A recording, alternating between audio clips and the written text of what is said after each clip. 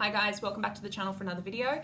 If my line of eyesight kind of wanders around your screen, I'm doing this on my iPad and I'm not used to looking over there, so I do apologize if I kind of, if I'm looking at everywhere in your room and not in your eyes, I do apologize.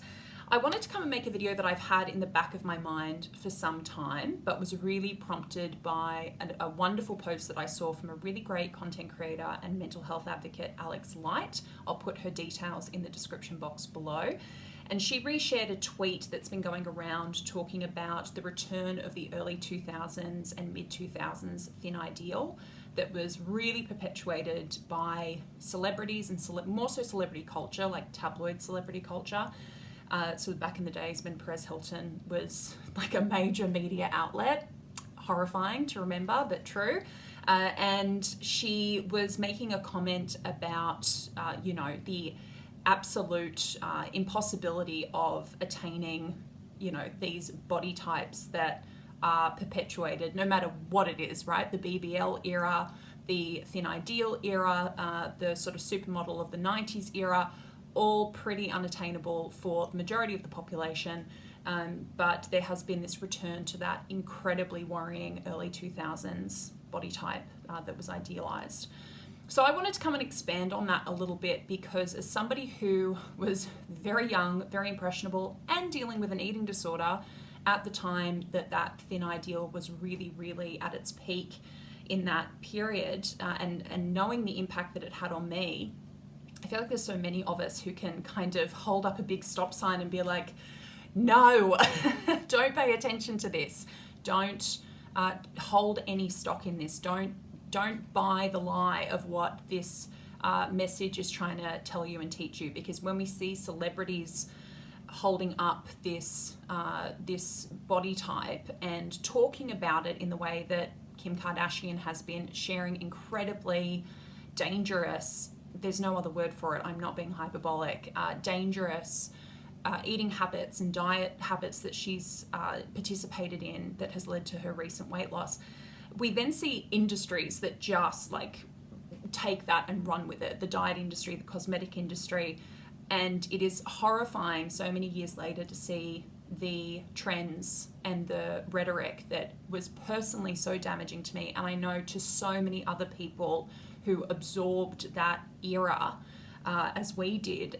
To see that coming back is, as that tweet said, like quite triggering, and I don't like to use that word too frequently, but it really is. It's very, very triggering to see these just without context headlines about weight loss and how to achieve this body type, when we just know how much that contributes to skyrocketing eating disorder statistics, which we are already struggling with because of the pandemic. We saw so many spikes in people struggling, so many people who can't get treatment, and now on the back of that we've got the return of this unbelievably damaging ideal and time that just went on forever. So what I wanted to do today is to layer a bit of context onto what those body types from that era, what was actually going on behind the scenes. So to explain what that time was about for anyone who didn't grow up during that period, as I said before, it was a big tabloid culture era. Say era again, Mia. Lots of emphasis on sort of paparazzi photos and this access to celebrities that we wanted, and this voracious industry of really looking at female celebrities through this lens of, commenting on their bodies and being disparaging about their bodies, no matter what that body looked like. Perez Hilton was a great example of this. He would literally draw on their photos and give them these horrendous body shaming nicknames. Misha Barton was certainly one of those people who he went after, Khloe Kardashian as well. And what we saw in all these paparazzi photos was this group of women, celebrities, who appeared to be in very, very small bodies, who had experienced drastic weight loss, and it was heralded as this ideal body type, as something that we should all be aiming for, that they were exemplifying, that we should all, ideally want for ourselves. And it was that classic narrative of look at these successful, desired, popular, women who have access to all these things that this particular period in society, it was an incredibly capitalistic, very, very materialistic period, right? We've kind of seen this pushback against that in recent years with, pushback against fast fashion and these more kind of surface trends that were just the height of status back then, right? So it was absolutely like this body equals all these things that everybody wants: acceptance, success, etc.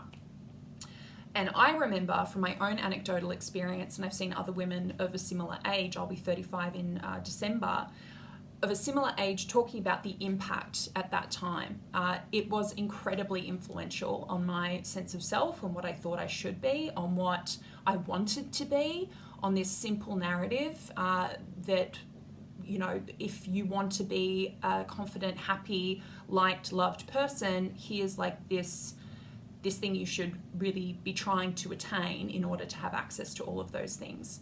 And no one was having any more of a nuanced conversation than that.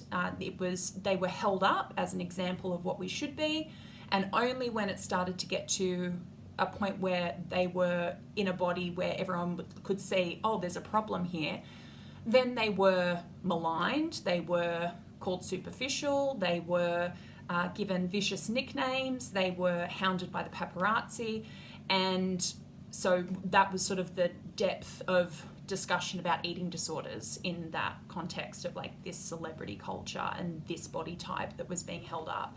Some of the main key people who were really put on that pedestal and whose bodies were really held up as this standard were people like Lindsay Lohan, Mary-Kate Olsen, Portia de Rossi, Callista Flockhart. Hilary Duff was another one who went through sort of a period of weight loss and then was being heralded as like, wow, look what she did and this is how she did it. And then what happened months later? Oh, we think that Hilary Duff might have an eating disorder. So it wasn't until years and years and years and years later that all of these women who I've just mentioned, it was revealed by each of them at a certain point that during those periods when their body was being put into this category of the ideal that was being rammed down all of our throats as this is what you should be, they revealed that they had at some point, particularly in those periods when they were being photographed in those bodies, that they experienced eating disorders.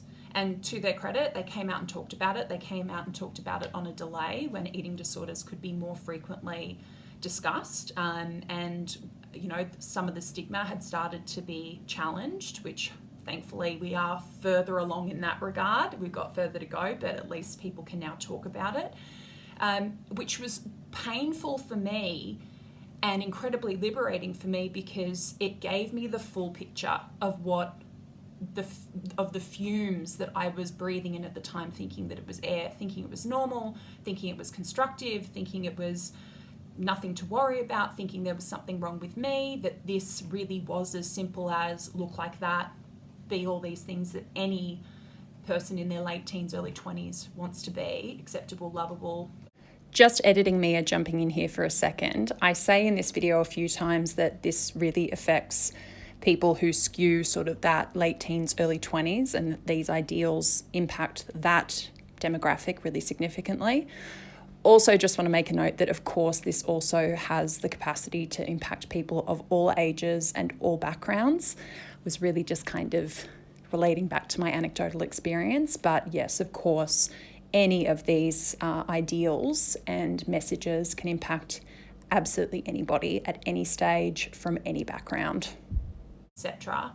To have that full context expanded on so many years later, having gone into recovery, having recovered, not that I am saying that my eating disorder was caused by these images, not at all. I don't think it's ever as simple to say as saying that social media or images in the media like cause eating disorders. What they do is they create an environment that normalizes them, that normalizes behaviors, normalizes body types that are not natural, that people are not genetically supposed to be at. and puts people at huge risk of pursuing that ideal, and purely by pursuing it, by restricting their food or upping their exercise, they can then trigger an eating disorder, right? And we just don't know who that's going to be. For one person they may, for another they may not. Regardless, if you're ignoring your hunger or you're making yourself move when you don't really want to, you're in pain. Doesn't matter if there's a diagnosis there or not, right? So it was really amazing, but also painful to be like, I wish that there had been more of a dialogue. I wish that we could have seen the full picture. Not that these celebrities were obligated to share anything as personal and private as an eating disorder. I'm so thankful they did.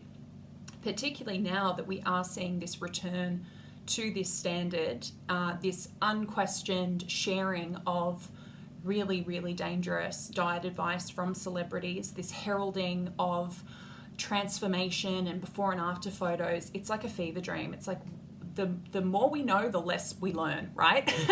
It's like oxymoron, but it's true. Like, we know how damaging this is.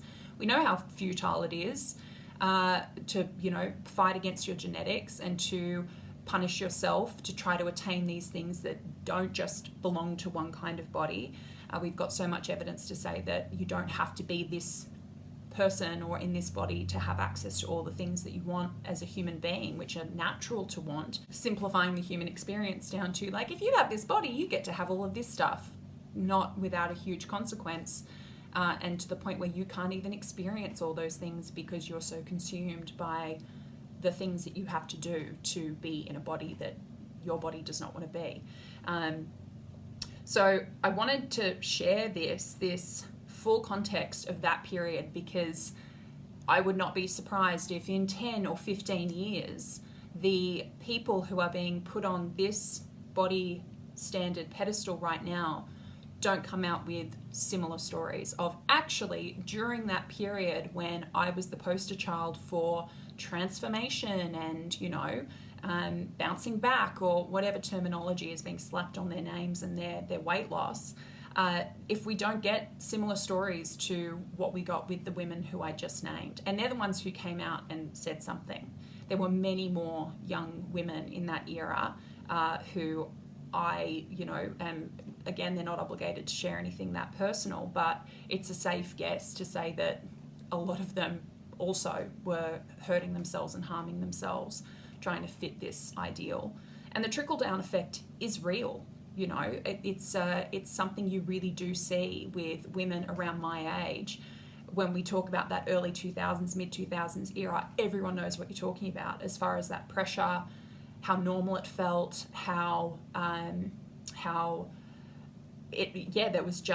that's what you had to be. So yeah, I just wanted to sort of expand on that conversation and to assure anybody who is of that age and absorbing this newest body trend, there's always a new one, and it's by design. It's designed to keep you pursuing the unattainable.